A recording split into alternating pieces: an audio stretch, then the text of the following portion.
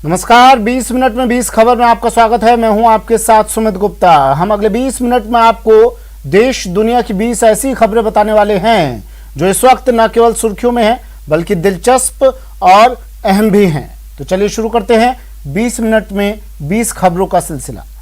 सबसे पहले देखते हैं राजस्थान की कौन कौन सी खबर इस वक्त अहम है।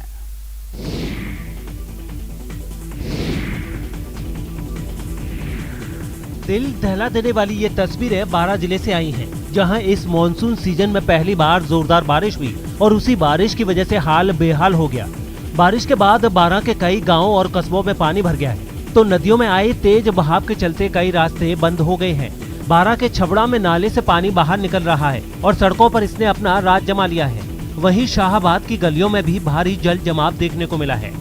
जोरदार बारिश की वजह से 12 के नाहरगढ़ पंचायत समिति के बादीपुरा ग्राम पंचायत में स्थित तालाब की पाल से भी रिसाव हो रहा है और इस रिसाव की वजह से पास के स्कूल और गांव में पानी भर गया है। बताया जा रहा है कि इस रिसाव के चलते कुछ कच्चे घर भी गिर गए हैं। झालावाड़ में हुई झमाझम बारिश की वजह से यहां की तमाम नदियां उफान पर हैं। बताया जा रहा है कि काली सिंध, आहू, छोटी काली सिंध, परवन और चंवली नदी में इतना पानी भर गया है कि देखने वालों के होश उड़ जाएं। काली सिंध नदी में जल स्तर बढ़ने की वजह से काली सिंध बांध के 3 गेट खोलने पड़े हैं और यहां से करीब 25,000 क्यूसेक पानी की भी निकासी की जा रही है। उधर आहू नदी के जल स्तर में भी बढ़ोतरी होने से गागरीन डैम और चंवली नदी में उफान आने से चंवली डैम भी लबालब भर गया है और प्रशासन को बांध के आसपास रह रहे लोगों को अलर्ट करना पड़ा है। खबर ये भी है कि यहाँ हुई बारिश की वजह से कई रास्ते बंद हो गए हैं। जिन इलाकों के लोगों को ज्यादा परेशानी हो रही है उसमें मनोहर थाना, दांगीपुरा, आवर पगारिया, कामखेड़ा, हरनावदा, चौमहल्ला और रावतपुरा शामिल हैं। खास बात यह है कि बारिश की वजह से जिला जनाना अस्पताल में भी पानी भर गया है, जिसकी वजह से यहाँ भर्ती मरीज और तीमारदार खासे परेशान हैं।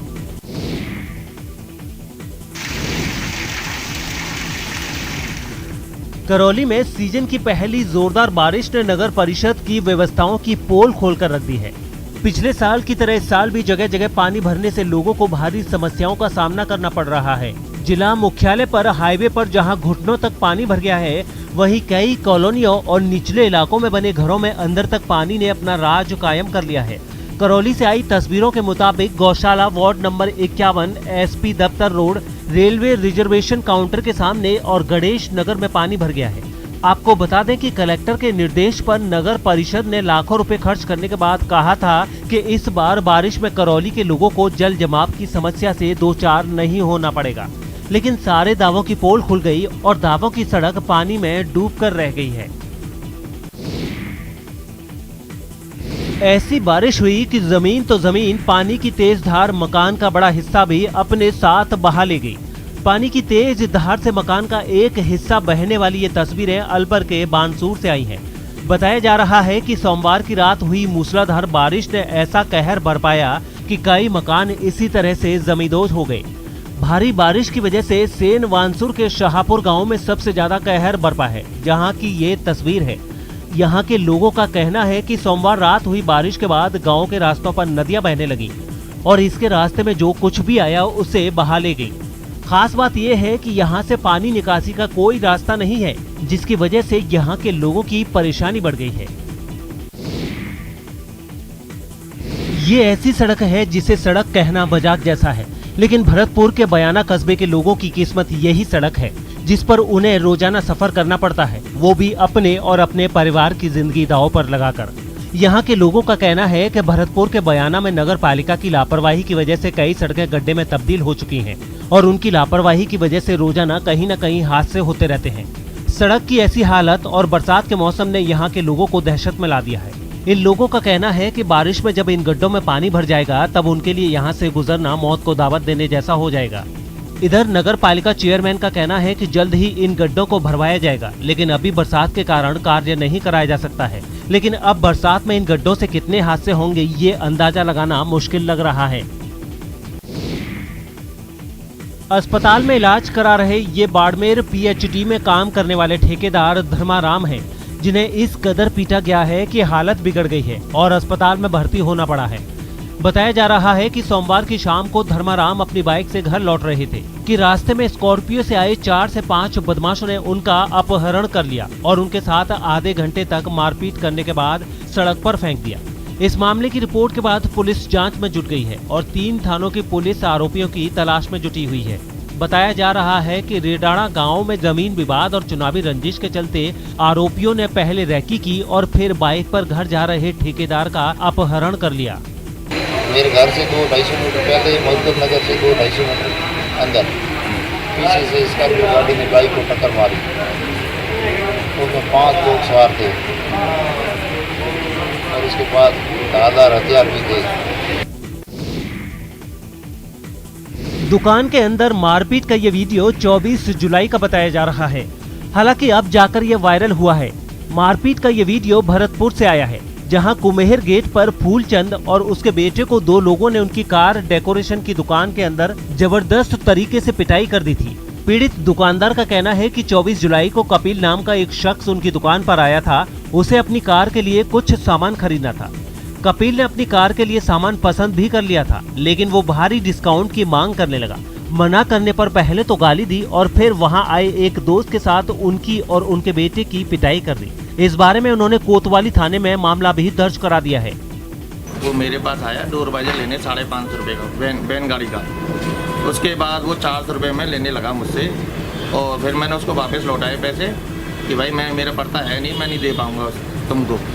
फिर उसने ज़बरदस्ती की मेरे से और ज़बरदस्ती करने के बाद बोला मैं पैसे भी ले जाऊँगा और माल भी जाऊँगा, तू क्या करेगा। मैंने भाई तेरी बस की होता है, ऐसे करके देख ले। उसके बाद फिर उसने फ़ोन किया अपने आदमी को, गज्जो को। कोई बात नहीं, मैंने चेतक को फ़ोन किया उस टाइम। चेतक को फ़ोन करने के बाद तो मैंने फ़ोन काट दिया। उसके बाद उसका आदमी जब जैसे ही गज्जो आ गया, उसके बाद उसने मेरे से हाथापाई करना चालू कर दिया। मित्तल है जिसकी अरविंद डेकोरेशन कार कुमेहर गेट पास दुकान है, जहाँ पर कुछ झगड़ा हुआ है उनका परसों दिन 24 तारीख को, जिसका मुकदमा दर्ज कर लिया है। जांच जारी है। कल मैं गया था, इसकी वीडियो भी रिकॉर्ड देखी, जिसकी सीडी बनवाई है। झालाना लेपर्ड सफारी की ग्रैंड सक्सेस के बाद अब राजस्थान का वन विभाग जयपुर के नाहरगढ़ अभ्यारण्य में जंगल सफारी शुरू करने जा रहा है। आपको बता दें कि पिछले 5 साल में झालाना लेपर्ड सफारी जिस तरह से इको टूरिज्म का केंद्र बनी है और वहां पैंथर की तादाद 40 से भी ज्यादा हो गई है, उसके बाद वन विभाग के लिए ये जरूरी हो गया था कि अब नाहरगढ़ के जंगल पर भी फोकस किया जाए। लिहाजा अब वन विभाग नाहरगढ़ में भी जंगल सफारी शुरू करने जा रहा है। फिलहाल नाहरगढ़ सेंचुरी में जंगल के लिए 2 जोन तैयार किए गए हैं। जोन 1 में पापड़ के हनुमान जी से माइला बाग और जोन 2 में बायोलॉजिकल पार्क से ओदीराम सागर तक के रूट का चयन किया गया है। हाल ही में जयपुर ज्वाइन करने के बाद डीसीएफ अजय चित्तौड़ा ने इन दोनों रूट्स का प्रस्ताव बनाकर सीसीएफ के जरिए मुख्य वन्यजीव प्रतिपालक तक भिजवाए थे, जिन्हें मुख्य वन्यजीव प्रतिपालक ML मीणा ने मंजूरी भी दे दी है। नाहरगढ़ बायोलॉजिकल पार्क से ओदीराम सागर के रूट पर पर्यटकों को लेपर्ड्स के साथ ही तरह तरह के पक्षी भी देखने को मिलेंगे। खास बात यह है कि इस तरफ करीब 8 से 10 लेपर्ड्स का मूवमेंट रहता है, वहीं पापड़ के हनुमान जी से लेकर माइला बाग की ओर से करीब 12 से 15 लेपर्ड्स का मूवमेंट है। राजस्थान में पहली बार चंबल में जलीय जीवों को बचाने के लिए एक खास योजना शुरू की जा रही है। नमामि गंगे योजना की तर्ज पर चंबल नदी में बेहद दुर्लभ गंगा डॉल्फिन, घड़ियाल, ऊद बिलाव जैसे जीवों को बचाने के लिए ये कवायद की जा रही है। खास बात यह है कि राजस्थान की ये पहली marine wild life conservation scheme है।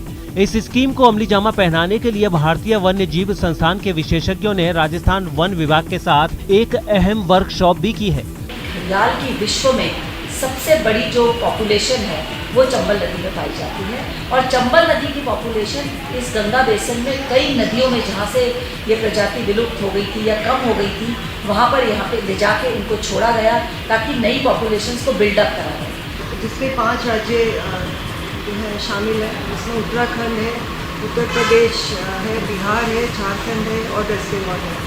ये कार्यक्रम जो है 2016 में शुरू हुआ था और इस फेज 2 में जो है जो ट्रिब्यूटरीज है उसको भी शामिल किया जा रहा है। आपको बता दें कि केंद्रीय जल शक्ति मंत्रालय और भारतीय वन्य जीव संस्थान की मदद से सालों भर बहने वाली एकमात्र नदी चंबल को बचाने के लिए सरकार ने ये योजना बनाई है।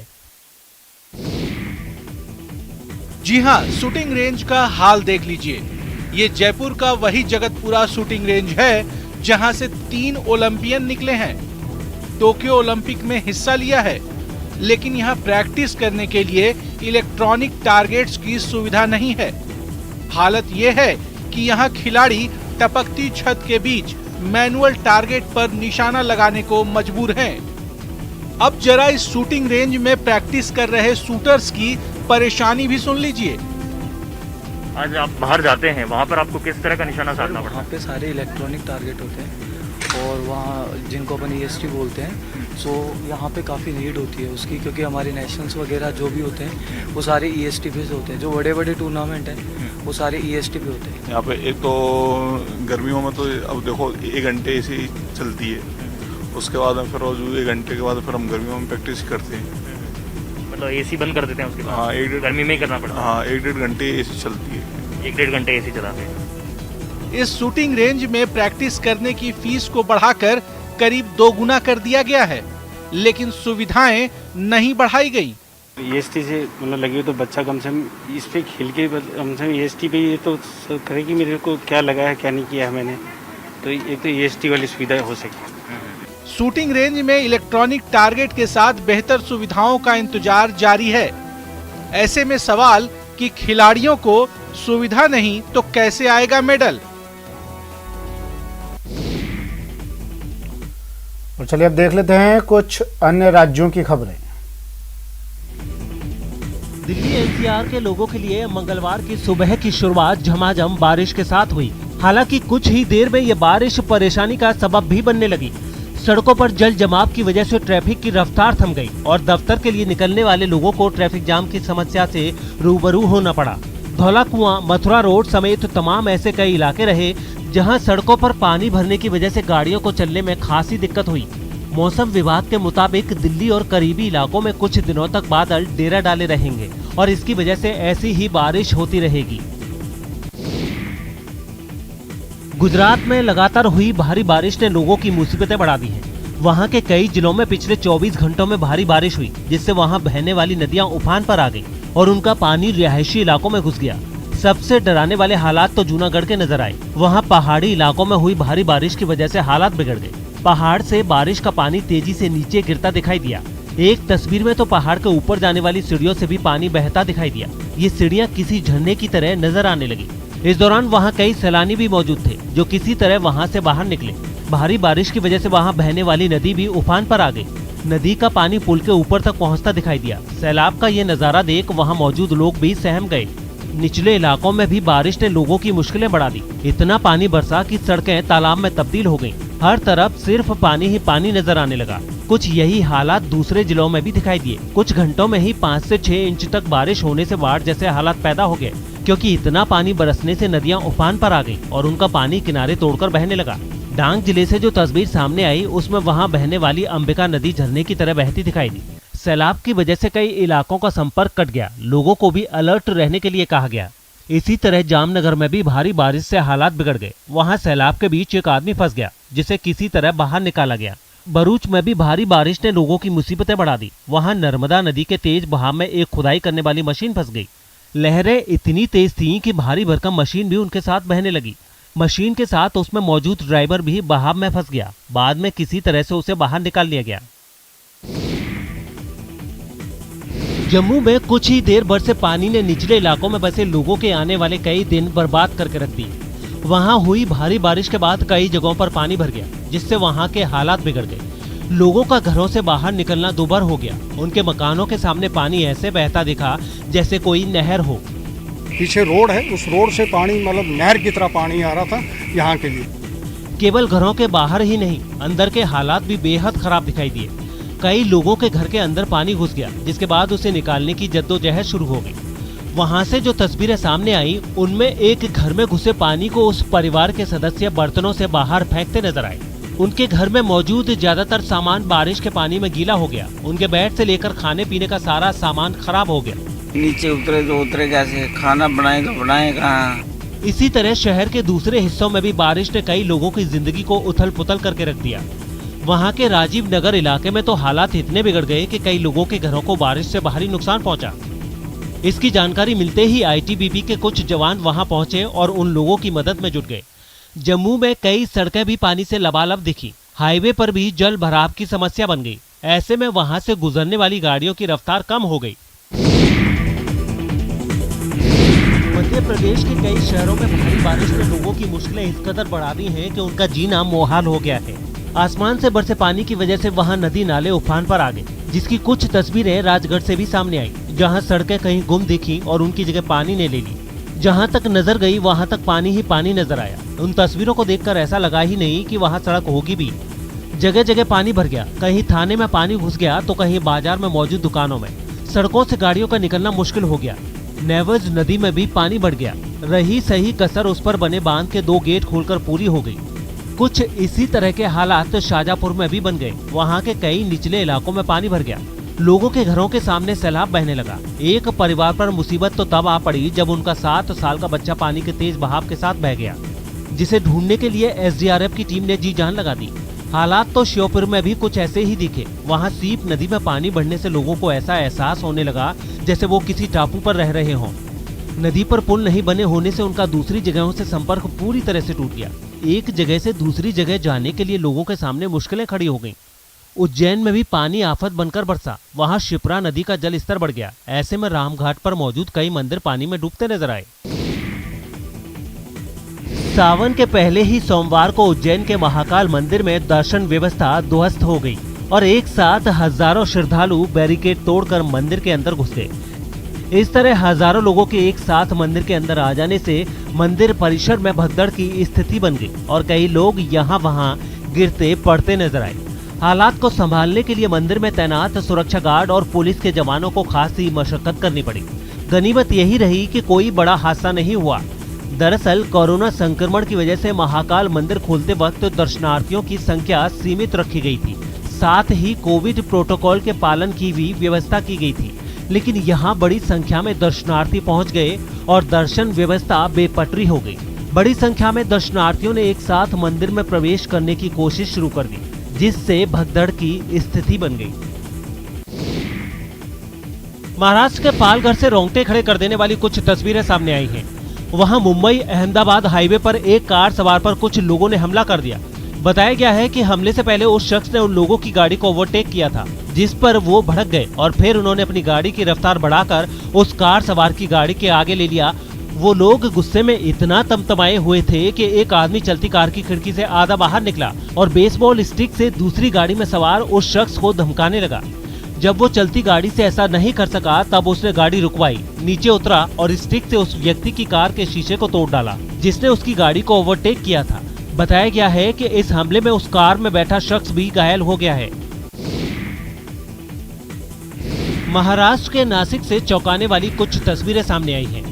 वहां आपसी विवाद में एक दुकानदार ने 2 भाइयों पर जानलेवा हमला कर दिया। इस वारदात के बाद आरोपी दुकानदार वहां से फरार हो गया, लेकिन इस घटना की तस्वीरें वहां लगे सीसीटीवी में कैद हो गई, जिनमें साफ दिखा कि वो दुकानदार अपने हाथ में कुल्हाड़ी लेकर उससे थोड़ी दूर खड़े दोनों भाइयों की तरफ तेजी से दौड़ा और दोनों पर ताबड़तोड़ हमला किया। इससे पहले कि वो कुछ समझ पाते, उसने लगातार उन पर कई वार किए। उन लोगों ने भी हिम्मत नहीं हारी और वो उस पर हावी हो गए। कुछ ही देर में वहाँ भीड़ भी जुट गयी, लेकिन बताया गया है कि इस हमले में दोनों भाई जख्मी हो गए। बाद में पुलिस वहां पहुंची, जिसे सड़क पर खून के धब्बे और एक दुकान के सामने टूटे फूटे पत्थर इधर उधर बिखरे मिले। दिल्ली के पास यूपी के गाजियाबाद से एक रोंगटे खड़े करने वाला वीडियो सामने आया है। वहां कपड़े के 3 मंजिला एक शोरूम में आग लगने से हड़कंप मच गया। बताया गया है कि शॉर्ट सर्किट की वजह से आग लगी, जिसने जल्दी ही शोरूम की ऊपरी मंजिलों को अपनी चपेट में ले लिया। सामने आई तस्वीरों में वो इमारत लपटों में घिरी नजर आई। कई फीट ऊंची लपटें देख आसपास मौजूद लोग भी सहम गए। भीड़ भाड़ वाले बाजार में हड़कंप मच गया। लोग जान बचाने के लिए भागने लगे। इमारत की ऊपरी मंजिल से आग के शोले नीचे गिरने लगे। जानकारी मिलने के बाद दमकल की गाड़ी भी वहां पहुंची और आग बुझाने की कोशिश शुरू की गई। हालांकि लपटें इतनी जबरदस्त थीं कि उन पर पानी की बौछारों का भी कोई असर होता नहीं दिखा। हालांकि काफी देर की मेहनत के बाद किसी तरह आग को बुझा लिया गया, लेकिन तब तक शोरूम में रखा सामान पूरी तरह जलकर बर्बाद हो गया। और चलिए अब देख लेते हैं अंतर्राष्ट्रीय जगत की कुछ खास खबरें। अमेरिका के कैलिफोर्निया में जंगल में लगी आग की कुछ और दिल दहला देने वाली तस्वीरें सामने आई, जिसमें जंगल का एक बड़ा हिस्सा और कई घर जलते नजर आए। पिछले कई महीनों से अमेरिका के कई जंगल आग के शोलों में धधक रहे हैं, लेकिन वहां से आई नई तस्वीरों ने तो और डरा दिया है। जंगल को तबाह करती हुई ये आग वहां के एक रिहायशी इलाके में दाखिल हो गई और फिर वहां खड़ी कई गाड़ियों को जलाकर बर्बाद कर दिया। आग का ये तांडव यही नहीं रुका, वहां से आई एक दूसरी तस्वीर ने तो रोंगटे खड़े कर दिए, जिसमें एक मकान आग की भयंकर लपटों में बुरी तरह से धधकता नजर आया। वहां हालात इस कदर बिगड़ गए कि धुएं की वजह से सांस लेना और कुछ भी साफ देख पाना तक मुश्किल हो गया। यही नहीं, अब तो सड़कों पर गाड़ियां दौड़ाने में भी लोगों को खतरा महसूस होने लगा है। बताया गया है कि ये विनाशकारी आग अमेरिका में अब तक 13 लाख एकड़ से भी ज्यादा इलाके में फैले जंगल को जलाकर राख कर चुकी है। इसके बाद भी इसकी भूख नहीं मिट रही और ये तेजी से जंगल को खत्म करती नजर आ रही है। बीते हफ्ते भयानक बाढ़ से बर्बादी झेलने के बाद चीन का पूर्वी तट अब तूफान के तांडव से दो चार हो रहा है। मूसलाधार बारिश, तेज हवा और बाढ़ ने वहां हालात इतने खतरनाक बना दिए हैं कि सिर ढकने वाली घर की चार दीवारी भी महफूज नहीं रही। इसलिए वहां हजारों लोगों को सुरक्षित जगहों पर पहुंचा दिया गया है ताकि मौसम की मार से कम नुकसान हो। सबसे बुरा हाल तो चीन के ज़ेजिंग प्रांत का है, जहां से ऐसी तस्वीरें सामने आई हैं कि उन्हें देखकर ही जान निकल जाए। समंदर की लहरें बलि लेने के लिए ऐसी बेताब थीं कि मदहोश होकर मचलती नजर आईं।